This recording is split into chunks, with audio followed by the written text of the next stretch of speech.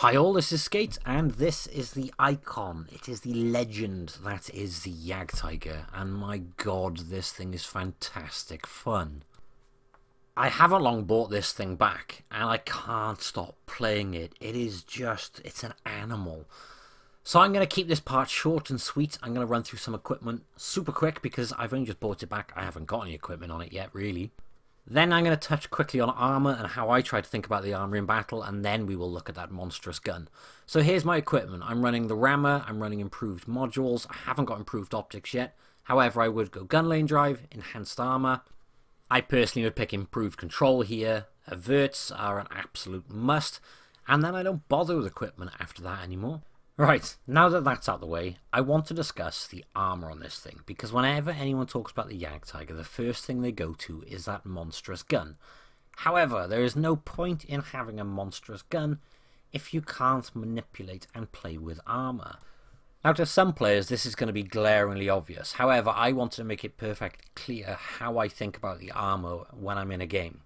Now, if you believe the stats in the garage, it just says the front of this thing has 250mm of armor. That is blatantly wrong. Now, the lower plate has 120mm of armor. I'm going to call it Area 1, and I will explain why momentarily. Then you've got the upper plate. The upper plate I'm going to call Area 2. This has 150mm of armor. But you have got that machine gun port, which is a weakness at only 120mm. And then we come to the upper casement. Now, the upper casement Area 3 has 250mm of armor. That's only on the cheeks. That huge gun mantlet, well, that's nigh on impenetrable for nearly every single tank in the game. You need a lot of luck and a lot of RNG to manage to get a shell through there. Now, the reason I have named these Area 1, 2 and 3 is because Area 1 I will not show point blank period. Make sure you never ever show it to anybody. Area 2 I would only allow tier 8s to access that the majority of the time. Other than that, try and hide it at all costs. Area 3, well, that's where the magic happens. That's where this tank becomes very, very troll. That's pretty much all you want to give most tanks to shoot at.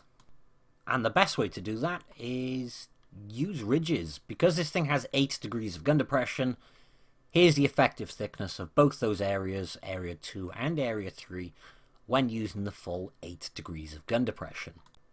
The problem with the upper plate, well, it has that weakness of 120mm in the machine gun port.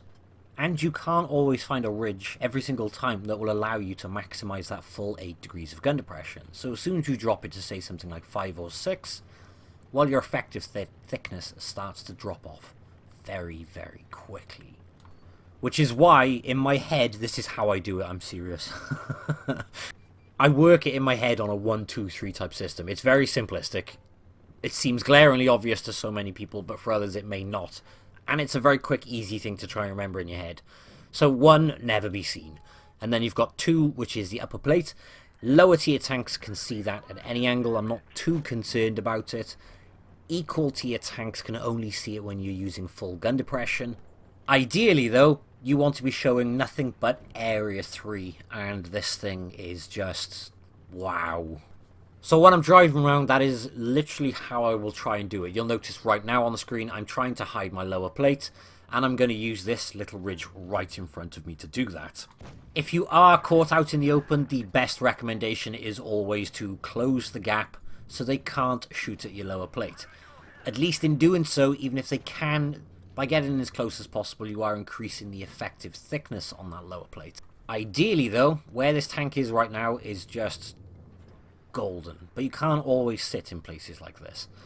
You need to push, and by pushing, I'm over the ridge now. I know my lower plate is exposed, so I'm going to try and use this little area on the left hand side to try and hide the lower plate. However, as I need to continue to push, I am going to expose it. But exposing the lower plate, I think it's important to pick the situations very carefully.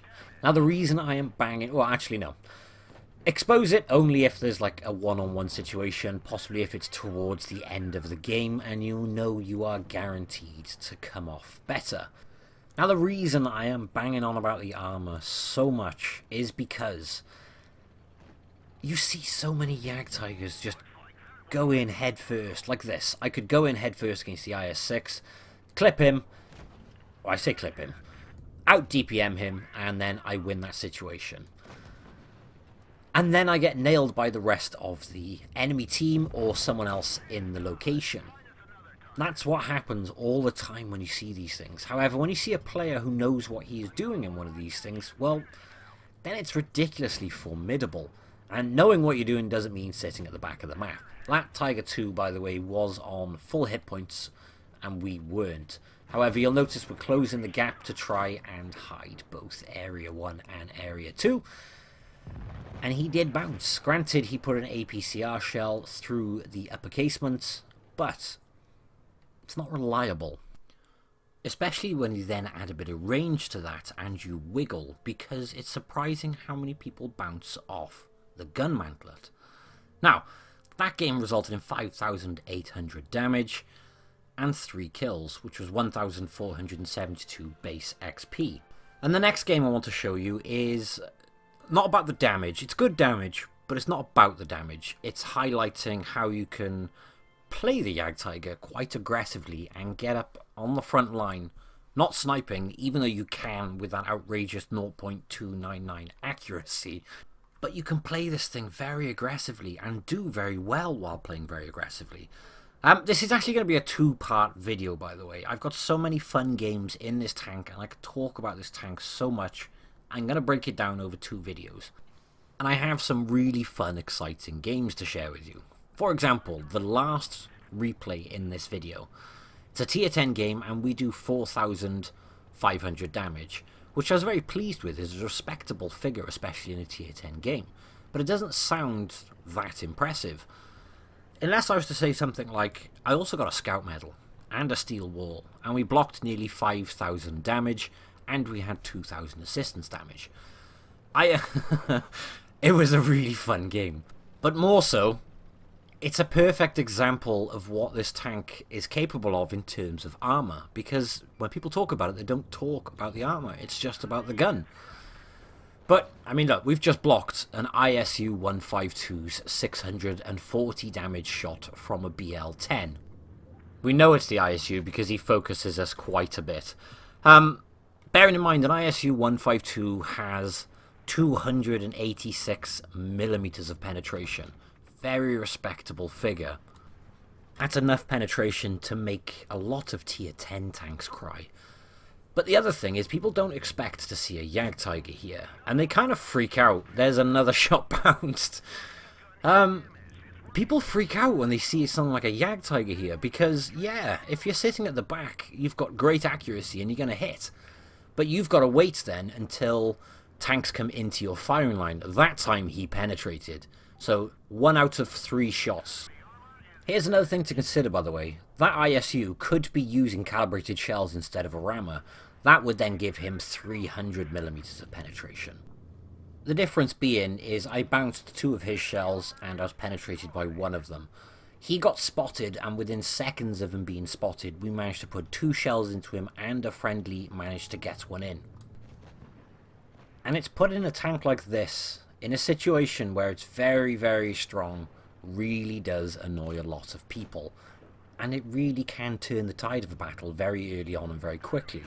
Now, I know there is a waffle on the back line who could potentially shoot me in the butt right now. However, my best interest was to try and free up my team so they could basically push with us and we could all push together. So we pincered those tanks there. The waffles come down this way anyway. Sadly, I didn't do a lot of damage, and I'm trying to wiggle like mad because my lower plate is exposed. However, the second HE shell did penetrate for 630 damage. And I can't remember right now if we do get the last kill. We do! So we just managed to ninja that last kill, which I think was of very, very low health. But that was a very quick game. It was over very quickly, but we were right there on the firing line. And we did 4,154 damage and 5 kills.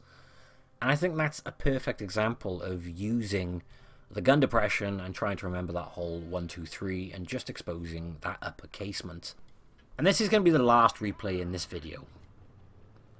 There'll be another video out either, well, hopefully tomorrow, or if not in the next few days, and there's going to be 4 or 5 masteries in this tank in that video. But I really wanted to share this one as well, because everything I've explained about the armor is highlighted perfectly in this video, and it is absolutely hysterical. Now, if you look at the minimap though, nobody on my team intends on spotting, which is why I thought, screw it, I'll spot if no one else will, in a Jagdtiger. Bearing in mind, I don't even have coated optics yet. It would have been a lot easier if I did, but you deal with the hand you are dealt. So I'm trying to come up straight because I have no idea where they are, and that's when we spot an AMX 5120. And you'll notice I look left straight away, and the reason for that being is because it's a common place for the Death Star to sit. And that is one of the biggest fears in this tank, is a Death Star hesh, because they can pretty much just tap the side of you anywhere and get a full penetrating hesh round. Which is why I'm just trying to poke up the top of my tank, wiggle around, see if anything tries to shoot at me and not expose too much, and not turn in one specific direction. And as soon as we do that, there is the bounce from the Death Star. There's an E100 460 alpha shot and a 930 alpha Death Star bounce as well. That Death Star is alone where he is now though, and he is getting obliterated by all of my team who are down that area. There is another bounce from the E100, and there is a lower plate pen from the Leopard. And I'm backing up to hide the lower plate. We do manage to snap one into him, and you'll notice I turn the armor straight back to where most of the reds are. However, I am turning the camera and checking what's going on with that Leo. If you look at the minimap, you'll notice he has been engaged by a tank destroyer and a medium tank, so I don't have to worry about that Leo right now. I can turn my attention back to the reds all up in the town. I did manage to hit that IS-7. This one hits as well. The accuracy of this tank is just glorious. There's one bounce from the Foch. E100's poking his nose again. We do manage to get one back into the E100. There is another bounce from the Foch and another bounce from the E100. And I just couldn't help but laugh during this game because it's just wild. You'll see I'm not really caring overly about the damage. I'm trying to position myself so I can get shots. I'm looking for that AMX 5120. However, I'm not going to risk overexposing. Where I am, I'm doing fine just spotting up. It's keeping people in position, and you'll notice my team are able to push in knowing where a lot of the tanks are. Which is why I said it's not all about the damage. I'm paying attention to whoever pops up, and then I'm trying to just get a cheeky shot in.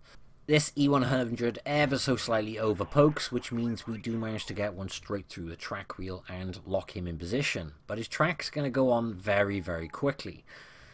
But we're capping B now. So we're going to win on cap points if everything stays the way it does, because we have more tanks, we've done more damage, and we now have two bases. There is another bounce from that enemy Foch.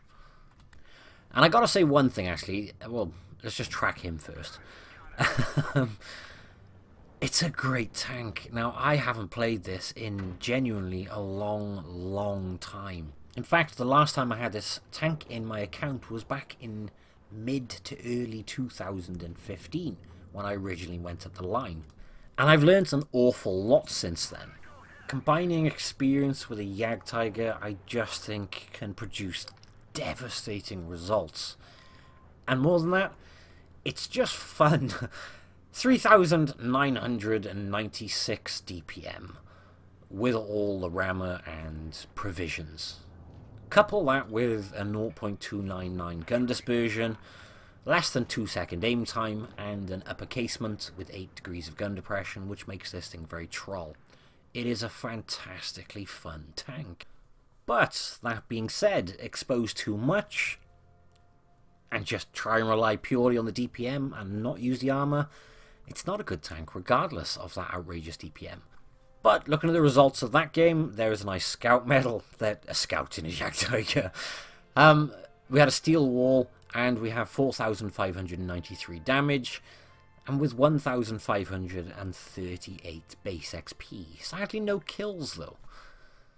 If we look at this screen, we have 2,130 assistance damage. We spotted 6, and we got hit 13 times, of which only 2 penetrated. That's it for part 1 though, guys. I hope you have enjoyed it. Part 2, I'm going to focus more on the other aspects of the tank. I think it was quite vital though to discuss armor, because it's one thing which gets overlooked an awful lot with this tank, and relying purely on the DPM is not the way forward.